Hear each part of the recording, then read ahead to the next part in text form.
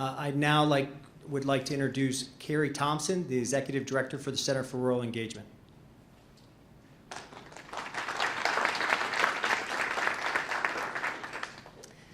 Thank you, Todd, and thank you, Lauren. Where did she go?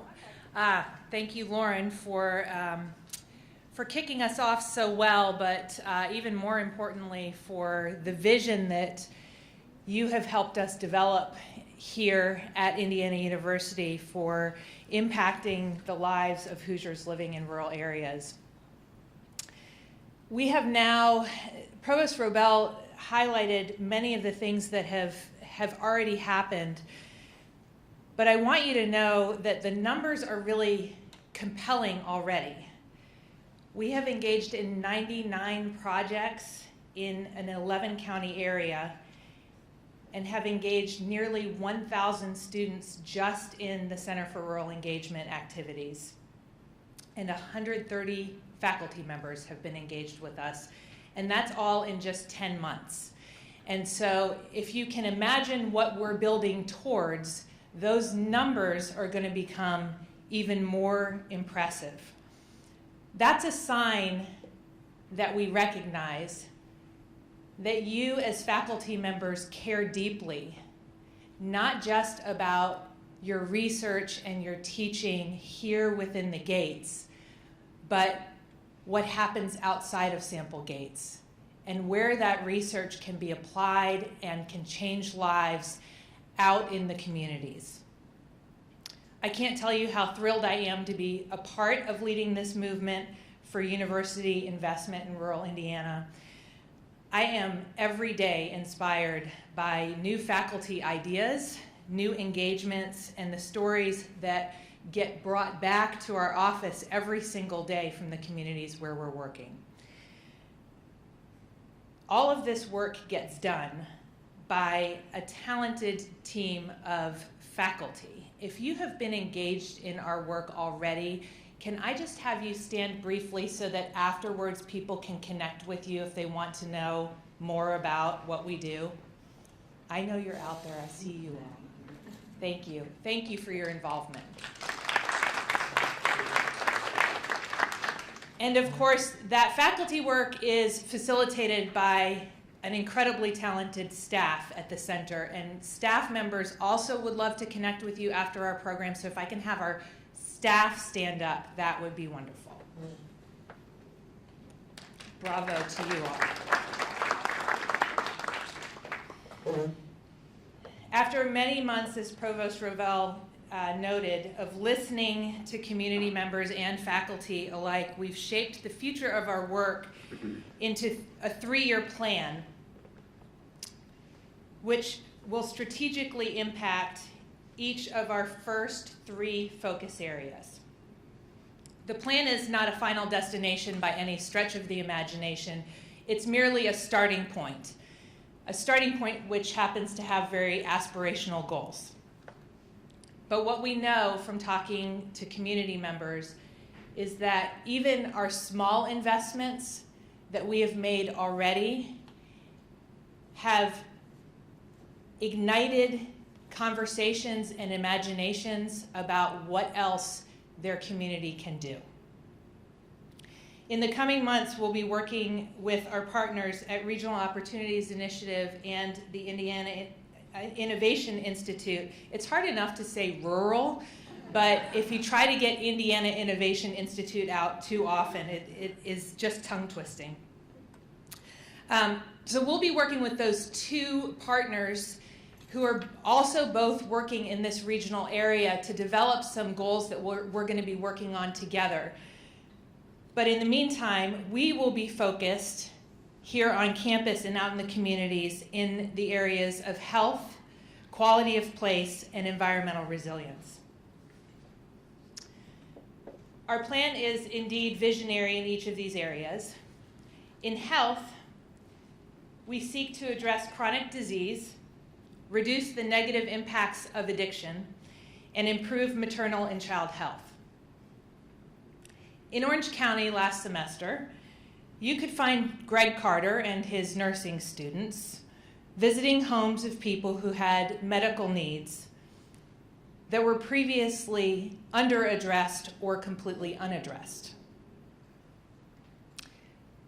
For some of the students going into those homes, this was perhaps the most inconvenient way to get practice with diabetes care. But what we know at the end of the semester is that they found their minds bending around what solutions were possible within and outside of a newly imagined healthcare system. We know we are training the leaders who are going to innovate the next generation of healthcare in our country. These leaders need to know what is truly happening in people's lives.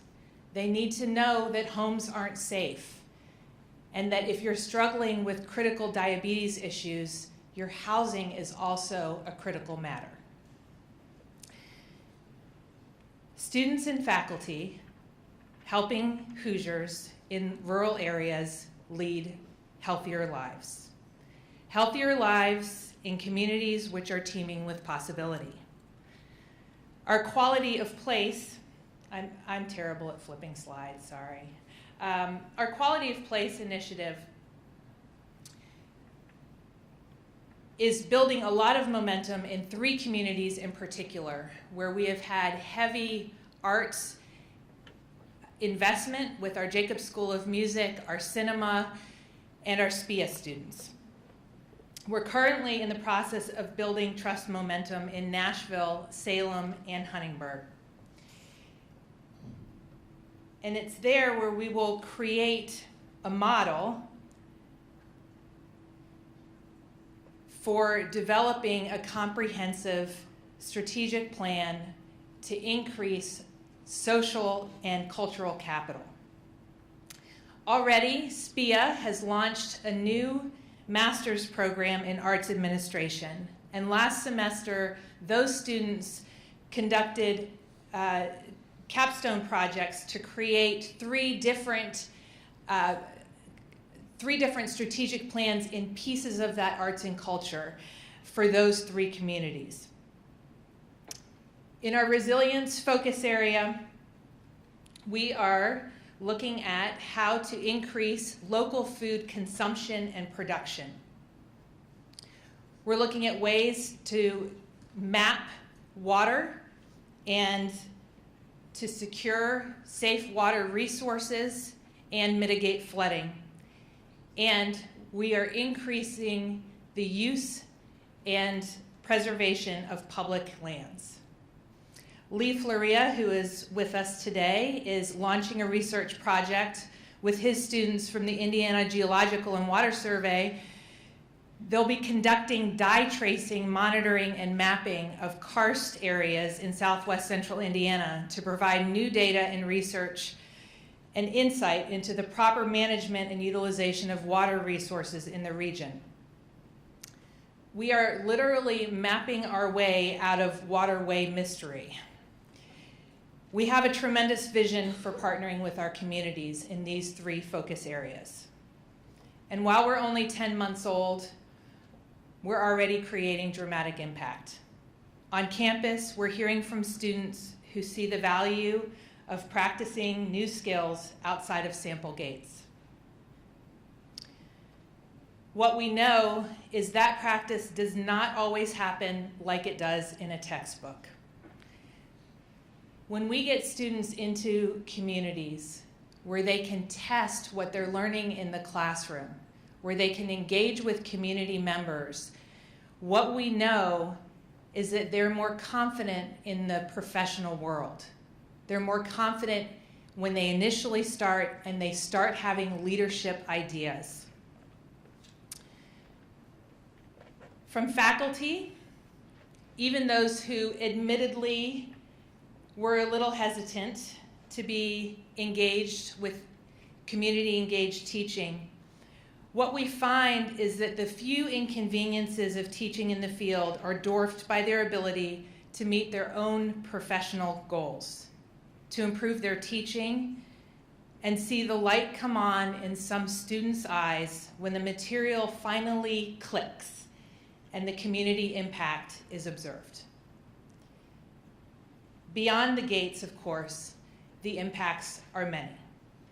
As communities join together to map their assets, they're finding there is much more to life in their community than they might have enumerated on their own. The satisfaction of seeing an idea come to fruition when offered the momentum of a class or a faculty investment has local residents equally energized and is inspiring the rural innovation that our country truly needs. Locally generated, university-assisted impacts. As local physician Yolanda Yoder notes, when she challenges the community to think bigger, the right people come at the right time. We want you all to be part of that. If you're already involved in our work, thank you. If you want to become more involved, or you seek deeper involvement than you already have, please join us. Todd Burkhart, our Lieutenant Colonel, will love to talk to you, and he's the right person to plug in with, but any of our staff members can help. This is truly a new model for university engagement. We don't have all of the answers for what it's going to look like in the end, but we want to create it with you. We invite you to be a part of the Center for Rural Engagement, where together we're improving the lives of Hoosiers living in rural Indiana.